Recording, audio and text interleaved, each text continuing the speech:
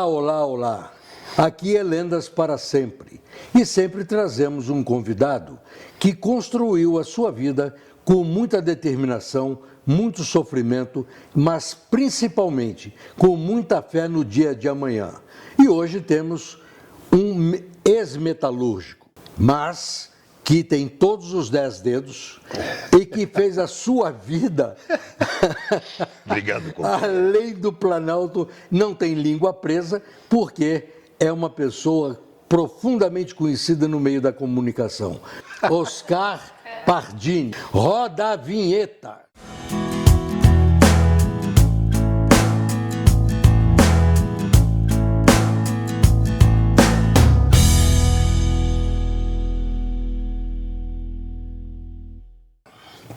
Oscar, muito prazer em tê-lo aqui no Lendas, e você é uma lenda por tudo que você construiu. Obrigado.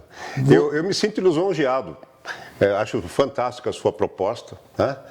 Acho muito legal, acho você entrevistar pessoas que você considera lendas, e eu acho que o valor das coisas, né, muito mais do que está no papel, do que está na história, está no que a gente sente por elas, né? Sim. Então, quando você traz, no meu caso, uma pessoa como eu, ou quando você trouxer qualquer pessoa aqui, isso tem um valor intrínseco, assim, não direto, mas ser considerado como lenda, muito obrigado, né? Porque... porque o que você construiu, eu brinquei que você é ex-metalúrgico, e você foi 6 anos metalúrgico. Sim, sim. Depois teve uma atuação em empresa. Eu trabalhei depois eu trabalhei como metalúrgico, trabalhei no ramo mesmo de autos. Depois eu fui para a parte de ar-condicionado, né? Aí, quando isso tudo terminou, eu fui tinha prestado faculdade de engenharia química, acredite. E eu peguei, por incrível que pareça. E eu tinha que pagar a faculdade. E eu, desde pequeno, trabalhei para pagar meus estudos, senão não tinha como fazer. E o primeiro emprego que apareceu depois da metalurgia foi diametralmente oposto, porque eu fui ser secretário executivo do Rotary Internacional. Sim. Tinha um amigo que estava saindo desse cargo, eu fui lá, estagiei um mês com ele, abracei com tudo, porque eu tinha que pagar a faculdade e tal. Meu deslocamento, meus materiais, enfim. E aí eu fui 3 anos e meio secretário executivo do Rotary. Depois, e nesse tempo todo, eu me apresentava na noite, fazia as brincadeiras. Mas antes de você ir para a noite, eu quero fazer uma linha de tempo falando do hoje. E aí vamos voltar lá atrás. Quando você quiser. Hoje você tem um blog, blog não. Eu tenho um podcast. Um podcast. Agora é você, podcast. É onde você traz entrevistados que falam do dia a dia das pessoas. Exatamente. Você conversou com uma pessoa maravilhosa que eu vi a entrevista da programação neurolinguística. Ricardo Reis, professor Ricardo Reis. Aí você trouxe uma outra pessoa que explicava a necessidade de saber onde colocar os espelhos, que não se deve colocar de frente da cama. Luiz Cairo. Colocar nas laterais. Nas laterais, não colocar na porta do guarda-roupa, porque enquanto você está dormindo, você está perdido, né? Você trouxe também uma senhora, uma professora, que muito inteligente também, que deu uma entrevista brilhante falando sobre coisas nossas, né? Então, a sua linha de programação, dentro do que você faz hoje, é completamente distante do seu início, que vamos falar. Né? E eu acho muito bem fundamentado o que você está fazendo. Muito obrigado. Porque gente é o que faz a diferença na vida. Eu digo para você o seguinte, vou um pouco além. Existe a tecnologia, existe o mundo digital, o 3D, a inteligência artificial, só que, essencialmente, pessoas precisam de pessoas. Sim. Eu quando eu estudei jornalismo, aprendi muito com alguns professores. Tinha um professor chamado Ciro, que ele fala, uma pessoa que não se comunica, que não interage com o seu meio, né? Ainda que no meio da multidão, ela será uma solitária. Sim. Então, assim, a questão do podcast na verdade, está bem distante da parte da metalurgia. Mas não E tá... também do que você fazia num programa super famoso seu. Que é o Café com Bobagem. Isso. Mas veja, está distante, mas só que nem tanto. Por quê? Assim, eu entendo, eu tenho uma definição pessoal de artista. Sim. Eu acho que você ser artista é dividir com o próximo o que há de melhor em si mesmo. Sim. Tá? O humor, para mim, era uma coisa assim, não é uma vaidade, não é uma prepotência, uma presunção. Eu nunca me preocupei com fama. É que desde pequeno eu sempre me senti muito bem quando tinha pessoas rindo ao redor, pessoas contentes, pessoas alegres, sempre. E o humor, para mim, é uma forma de se doar. Por quê? Porque você tem ali na plateia inúmeras pessoas que no final do espetáculo vão se sentir muito melhor porque elas esqueceram um pouco os problemas, porque elas riram. Sim. Entendeu? Então isso é uma simbiose, uma troca de energia que você dá este momento para as pessoas e isso é um espelho e isso reflete para você em palma, em sorriso, em abraço. Então isso é muito legal. Então assim, humor para mim é uma forma de se doar. E agora o podcast é um trabalho que eu faço para o público e para pessoas que nunca foram meu público, oferecendo isso, conhecimentos que eu gostaria de ter, mas dividindo com as pessoas, porque eu acho que ninguém pode estar feliz se não tiver, em primeiro lugar, bem consigo mesmo. Não tem a menor dúvida. Não é? Inclusive, você faz uma escola que deve ter te auxiliado muito no Café com Bobagem. Que é um líder de 36 anos. 36 anos,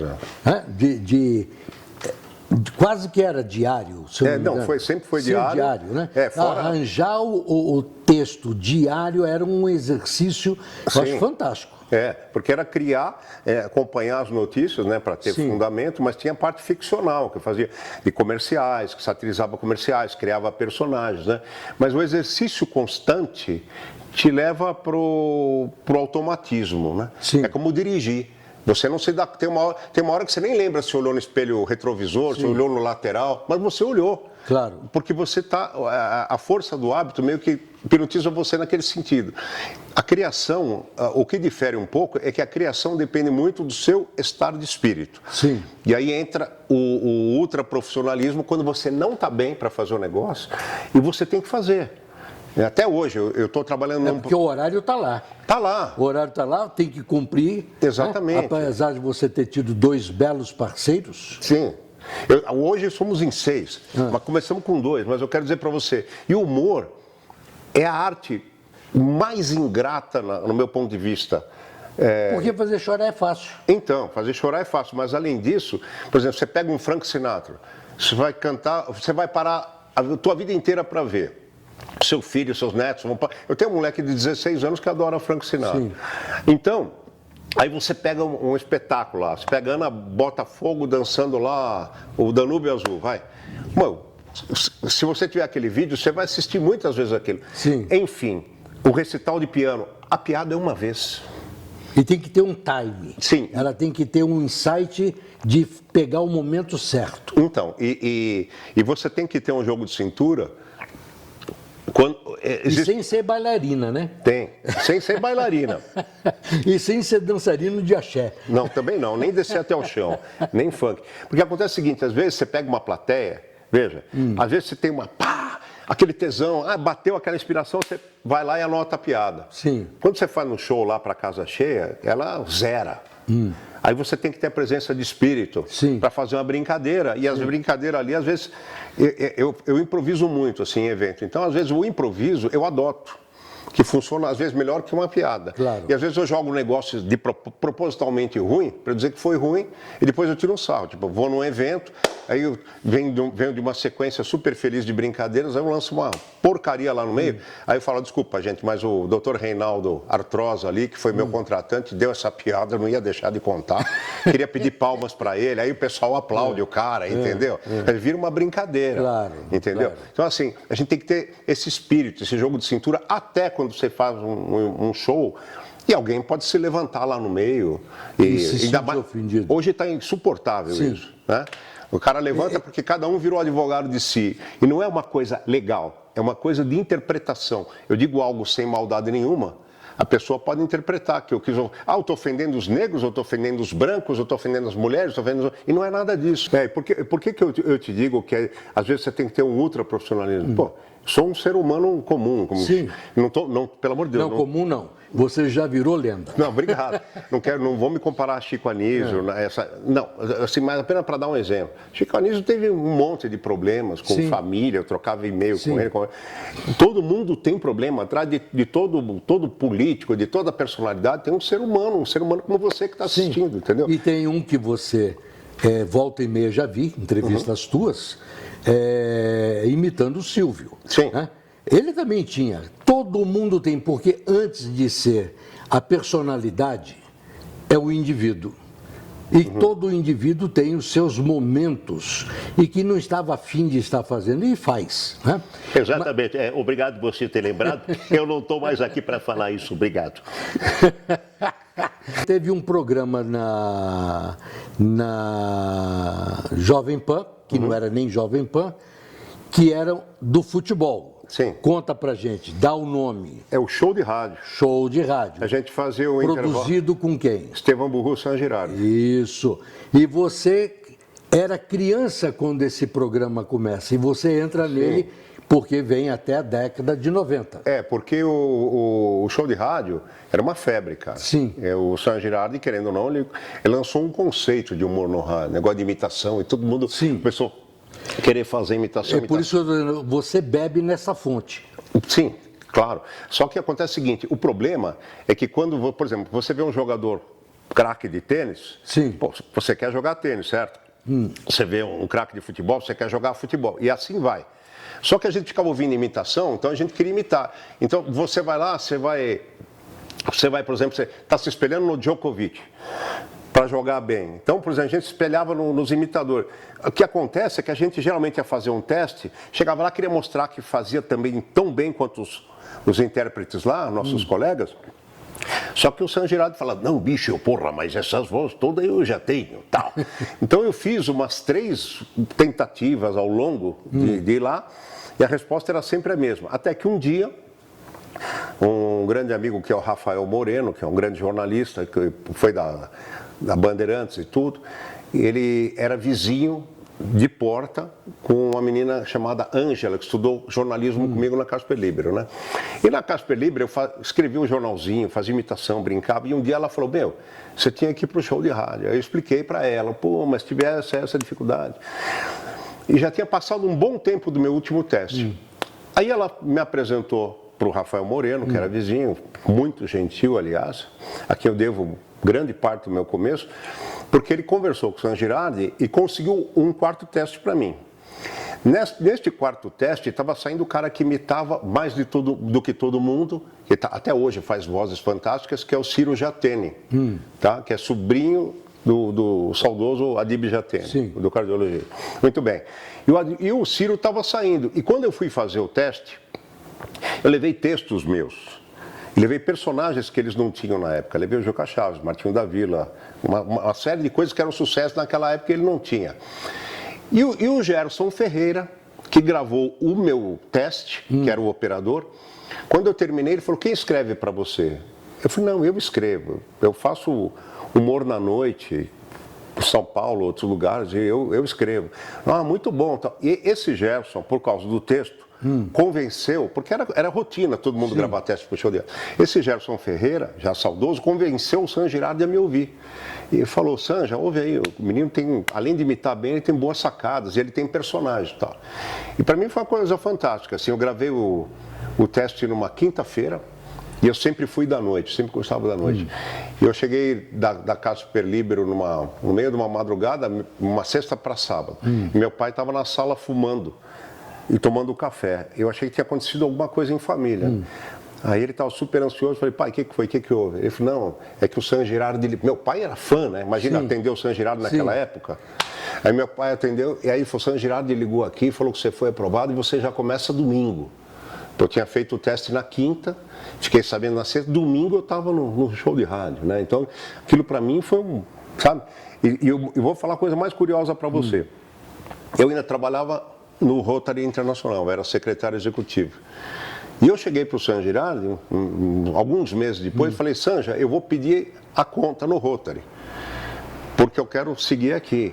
Aí ele falou, não, bicho, isso daqui é um bico, isso daqui não é uma carreira. Eu falei, não, pô, mas eu vou me empenhar que isso daqui para mim é um começo. Entendi. E eu pedi a conta lá. E fiz tudo que eu podia no show de rádio, e foi aí que, no intervalo que o show de rádio deu uma parada, Sim. o Zé Américo, que hoje faz parte do Café com Bobagem, ele ligava na Jovem Pan FM de madrugada e fazia imitações, brincava e tal. E um dia o Tutinha, dono da Pan, chamou ele e falou aquele jeito, eu queria montar uma bombinha, né? Eu queria montar uma equipe aqui e tal. Ele fazia um programa chamado Djalma Jorge Show. Sim. Ele falou que queria um cara que escrevesse e tal, não sei o quê. E o Zé Américo era meu fã. E aí o Zé Américo falou pro Tutinho, tem o Pardini, ele escreve, ele faz locução normal, ele imita, ele canta e tal. E aí fui fazer um teste lá. E o Tutinha colocou umas coisas para eu ouvir como referência. E aí eu gravei o teste, ouvi, mas eu recriei, eu não usei aquele estilo, eu coloquei coisas minhas. Aí ele ouviu e ele ficou surpreso, mas ele achou que eu ia querer ganhar uma puta grana. Fantástico. Você, com essa sua capacidade de escrever, de produzir roteiro, de interpretar, passa pelo Agildo Ribeiro, passa no Faustão, passa no Show do Milhão, passa em vários outros programas também. Sim. E quem é que você bebe na fonte do Show do Rádio? Tá. Quem bebe na fonte do Café com Bobagem? Que programa que foi também super conhecido e que foi pegando a irreverência do que vocês fizeram e que também virou um sucesso? Tem muita gente. Eu posso citar para você CQC? Estádio 97, Sim. né? Dos meus amigos Sombra e o Domênico Gato, o próprio Pânico. Sim, o né? Pânico. O Pânico. Não CQC, o Pânico. Isso. Porque o Wellington Muniz, que era o Ceará, que hoje já está há muitos anos na Multishow, Sim. quando ele chegou na PAN, que ele fazia lá o Paulo Jalasca, que era um personagem, né? O Tutinha colocava ele para ouvir os quadros e falava, faz um negócio parecido com isso aqui. Tanto que eu tinha feito a aula de inglês, e ele fez o professor Talaco, que era uma coisa assim, né? O Danilo Gentili começou a fazer sucesso com um personagem que era um repórter desinformado. Sim. Que eu comecei a fazer esse personagem no Faustão, e depois, para caracterizar melhor, eu fiz um português que ele não é que ele não entendia o que as pessoas falavam. A graça estava o quão absurdo eram as minhas perguntas. E aí eu fiz esse português que bombou, e depois me levou para o SBT como Portuga Legal. E esse repórter desinformado meu, que depois virou português, inspirou o Danilo Gentili no papel que bombou ele para a TV no CQC, que era o repórter desinformado. Sim. Mas também vieram o Alexandre Porpetone, que era nosso fã danado, que o sonho dele era trabalhar no Café com Bobagem, o próprio Robson Bailarino, que integra o Café hoje, Maurício Manfrini, que é o Paulinho Gogó. Manfrini tem uma passagem muito engraçada, nós trabalhávamos na Transamérica. Qual é essa passagem engraçada? Então, fazíamos o programa das 8 às 10 da manhã. E era nacional, era rede. E Manfrini um dia falta no trabalho lá no Rio de Janeiro, porque ele não era humorista. Ele era humorista, sim, tentando caçador de oportunidade. E vai na Rádio Transamérica do Rio, com uma máquina de fotografia emprestada, porque ele queria tirar foto com a gente. E quando chega lá, os caras falam, não é daqui, é gerado em São Paulo. E aqui ficou naquela decepção, entendeu?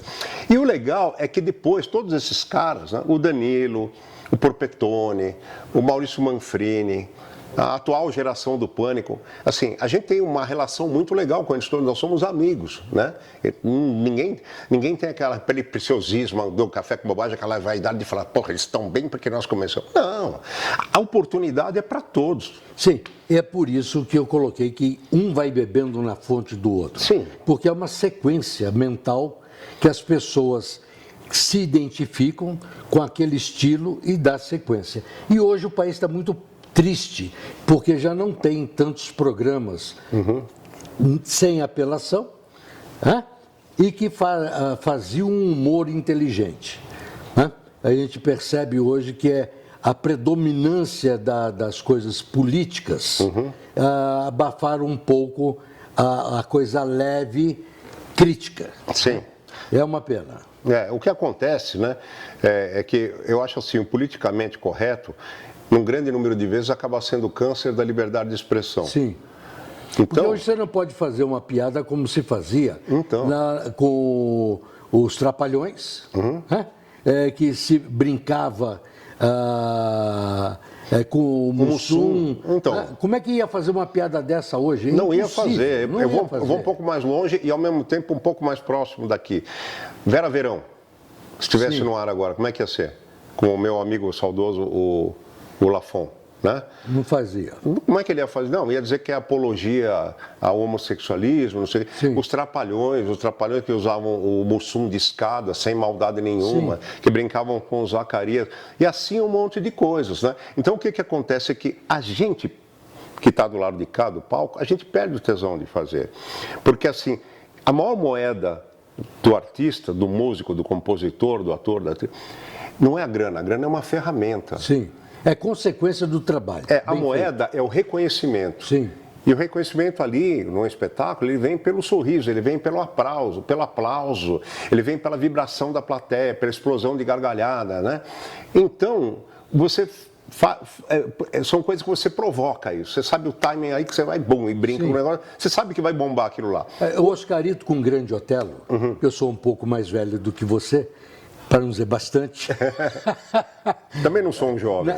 Mas na chanchada, o que se fazia com o Grande Otelo era uma loucura perto do que hoje não se pode fazer. Então. E se levava na galhofa, na brincadeira.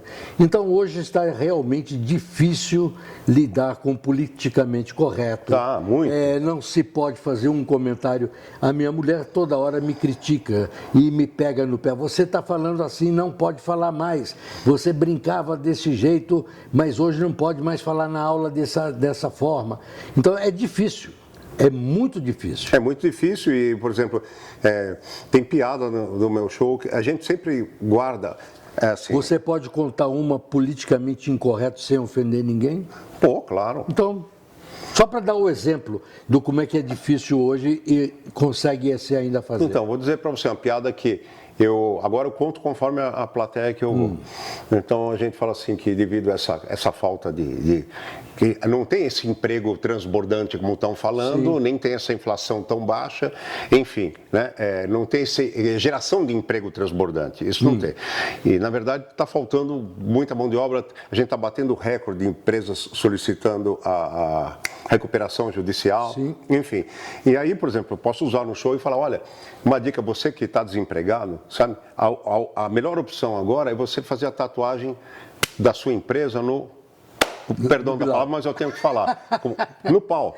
Porque, gente, aí eu tô ali no banheiro, modesto e humildemente, falei, entrou um negão, daqueles jogador de basquete, né? 2,10 metros de altura. 2,10 metros, cara forte, todo tatuado.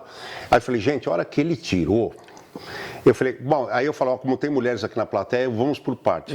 Eu tive que sair do banheiro, não cabia os três. Vocês entenderam? Não, tá. Olha, se ele for capa de revista, vai dar edição de um ano, entendeu? Não. Aí, por fim, eu falo, ó, quem assistiu Anaconda sabe do que eu estou falando. E aí eu vou contando essa história e falo que ele tinha uma tatuagem. Sim. Vou desenvolvendo essa história. No final eu falo, gente, aí eu dei uma olhada na tatuagem, eu vou contar assim, o pedacinho que deu para eu ver, porque as mãos dele eram grandes e cobriam... Jogador de basquete, né? Cobriam a pica toda. Então, sobrava um pedacinho entre a mão e a cabeça. Aí eu falo, eu vou tentar lembrar o que estava escrito nesse pedacinho. Então, assim, olha, o Grupo Pão de Açúcar informa. Nas próximas 5 semanas, vamos inaugurar 42 novas lojas. Artigos para cama, mesa e banho. Recém-nascidos, crianças, teens, jovens, adultos e terceira idade. Trabalhamos com todos os tipos de cartão. Ainda aceitamos cheques para 30, 60, 90 e 120 dias.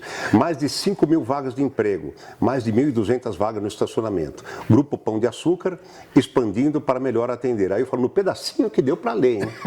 Aí quando eu ia sair, entrou um japonês do meu lado e eu olhei e estava assim, CIA. Então, por exemplo, essa piada não tem piada nenhuma tem maldade. Sim. A gente faz as coisas para provocar riso. Mas, por exemplo, hoje você tem uma pessoa lá, fala que eu estou denegrindo, nem é a palavra, porque não tem nada, querem proibir a palavra denegrir, não tem nada a ver com o sentido de negro, né? Sim. Mas fala que eu estou humilhando o negro, ou pode ter um outro. Quando é uma pessoa ligada a família oriental, a cultura é outra. Dificilmente vai reclamar da brincadeira, Sim. porque sabe que né, a gente passa de, olha, gente, claro que isso foi só uma brincadeira, né? O Grão fala, olha, todo mundo me pergunta o que faz para ser humorista. Ah, meu filho quer ser humorista mesmo, minha filha quer ser... Eu falo, eu não sei atribuir, mas eu acho que tem muito da alimentação, né? Ou então do instinto, porque eu lembro que mamãe, quando eu era pequena, me dava sopa de letrinha e na hora de cagar eu fazia em ordem alfabética. Então, assim, tem coisas que a gente brinca, de política, de dia a dia, de vida. Eu não brinco e que ainda tem espaço para brincar. Eu não brinco com duas coisas, doença e religião. Sim. Eu respeito a todas, né? Porque eu gosto que respeite a minha, Sim. mas eu respeito a todas. Eu não faço... Claro, posso fazer uma piada lá, o Papa, entendeu? Que recebeu... Eu fazia uma piada que o pessoal gostava muito, que era o João Paulo II na época. Sim. Falando, recebi uma doação do senhor Paulo Maluf, mas não pude descontar, porque o cheque veio em nome do Pai, do Filho e do Espírito Santo, né? Então, hoje, se você conta essa piada, é capaz de gente se ofender, ou você está brincando com a igreja, e não é. Brincando com Deus, está sendo agressivo com a religião do outro. É complicado esse negócio de religião. Mesmo porque eu pratico uma religião que não tem Deus. Que é o budismo. Sim. E isso ofende alguns. Né? Como é que você pode ter uma religião que não tem Deus? Então é uma coisa muito maluca. Qualquer coisa que leva ao bem, Sim. ela é bem-vinda. Sim, mas a explicação disso não entra na cabeça de muita gente. Sim, claro. Fala um pouco da experiência que você está tendo, que eu já comecei falando. Eu quero que você convide a todo mundo a assistir o seu programa e dando ênfase que é para a gente, é para mexer com as pessoas no sentido de fazerem crescimento, conhecer novas técnicas como a programação neurolinguística, conhecer como lidar com sofrimento. Qual é o escopo do seu programa? Se é diário, se é semanal? Muito obrigado.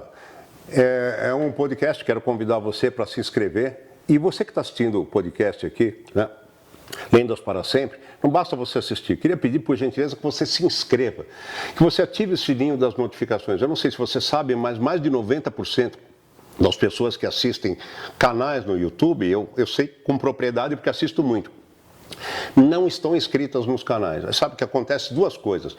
Se você assiste, mas não se inscreve, você prejudica o algoritmo do canal. E fora isso, você não vai receber uma notificação de um próximo episódio como o do Moisés, do Jorge que está trazendo para você, está levando até você. Então é muito importante que você se inscreva. Tanto no dele quanto no meu, que eu estou te convidando, se chama Agora é Você Podcast. Pardini, onde está? Em todas as redes. O podcast é Omnimídia, ele é entregue em 17 plataformas, mas sempre quem comanda é o YouTube. Então, procure pelo YouTube, ou se você quiser procurar Instagram, TikTok, enfim, o que você quiser. Spotify. E dá a impressão que a gente, quando pede, dê um like, toca o sininho, se inscreva, que a gente está implorando. Não é do recurso da nova forma da mídia. Né? Quanto mais vocês interagem aqui com o podcast, por exemplo, né, com Lendas para Sempre, mais vocês vão receber. Então, é muito importante você clicar, dar o seu ok, seu joinha, sua curtida, seu gostei. É muito importante você compartilhar os conteúdos que você gosta. É muito importante você se inscrever e você ativar o sininho, tá? Então, faça isso tanto aqui com Lendas para Sempre, com Agora é Você Podcast e qualquer outro podcast. Agora é você, quantas vezes por semana? Toda quarta-feira. Em que horário que lança? 20 horas, e é apenas 1 hora e 15 de podcast. E eu estou muito contente, porque a proposta é o seguinte, só ter conteúdos que façam bem para quem assiste. Qualquer conteúdo que tiver lá, só vai estar lá algo que você possa aprender e praticar em prol de você mesmo. Por isso chama Agora é Você. A minha ideia é que é aquela hora que você esquece grana, problema, trabalho, política, esquece. E pensa em você. Que a coisa que mais falta no mundo é as pessoas pensarem nela para ter qualidade de vida. Sim. Então ali... Porque ninguém pode dar nada a ninguém se não tiver. Exatamente, esse é o princípio, né? E aí isso do íntimo, o seu programa é trazer melhoria, crescimento pessoal. Então, e ali você tem dicas de cardiologia, você tem assuntos de espiritualidade, você tem Feng Shui, você tem óleos essenciais, você tem florais de Bach, né? Você tem yoga. Né? Vou dar um exemplo aqui para você. Entre os próximos convidados que estão para ir para o ar, um deles é o William Borghetti, que é o cara que tem... Esse cara é um fenômeno, tá? Ele é neurocientista e a especialidade dele é adolescentes. Ele tem o maior portal de ensino do Brasil, chama Mentor da Sabedoria, e trabalham para ele no portal gente bem simples. Mário Sérgio Cortella, né? Sim. O Leandro Carnal e agora não me lembro o... E o bom do que a gente faz é que a gente divulga um ou outro. Sim. Todos nós que estamos dentro deste ramo, né? Principalmente você de maneira profissional e eu de amador, mas a gente faz questão de divulgar. Sim, e eu estou muito satisfeito porque médicos, fisiologistas, neurocientistas, outro dia, e eu tenho que estudar para fazer as perguntas. Sim. Então, outro dia peguei uma analista quântica, você imagina o que é isso aí? Ela é neurocientista, psiquiatra e analista quântica, que eu tive que estudar para entrevistar ela. E entre os próximos eu tenho, por exemplo, o Dr. Roberto Zeballos, que para mim é o maior infectologista do Brasil. Estou esperando ele lançar o livro para ir no podcast, né? Tem a semana que vem nós vamos ter, a semana que vem, assim, num dos episódios, vamos dizer assim, nós vamos ter o Américo Barbosa, que é uma pessoa que ela é PhD em meditação. Então é meditação chinesa, meditação oriental de forma geral, meditação tibetana, né? E ele vai para falar como é que você pode se equilibrar, se preparar para ter um bom dia de trabalho, uma boa noite de descanso. Então são sempre coisas, claro, Pardini, mas você não vai contar piada? Se cabe uma brincadeira ali no meio, de bom senso, sim, né? E de bom tom, eu coloco, mas ali não é a proposta é levar o mesmo público que eu levo a risada, levar qualidade de vida. Então, por isso que eu coloquei no início que você colocou uma nova forma de lidar com o público. Com informação, com humor comedido e uma vez por semana, que dá para a pessoa absorver de uma semana para outra o ensinamento daquela anterior da quarta-feira. O que tem acontecido é isso. O meu podcast não costuma concentrar muita gente no horário. Ele vai evoluindo com o passar das horas. E aí as pessoas vão comentando, mas como é que eu faço isso? Como é que não sei? Aí eu peço para se dirigir diretamente ao Instagram da pessoa, muito né? Bom. Do convidado. Então, funciona assim.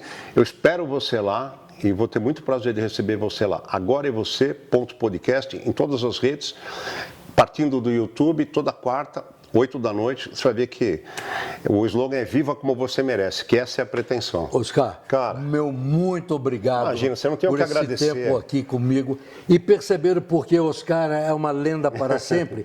Sai fazendo humor e vem para uma posição mais séria, introspectiva, fazendo todos nós melhorarmos de vida, porque agora é você. Muito obrigado, cara. Obrigado demais. E aí eu quero fazer chegar às suas mãos. Olha que legal. É um mimo. Lá no seu programa você entrega uma caneca. Entrega uma caneca. Aqui eu entrego esse pequeno mimo que é assim, ó. Em reconhecimento à sua jornada heróica e inspiradora. Que legal. E aí, como é uma lenda, é o infinito. Olha, gente, recebo de muito coração, tá?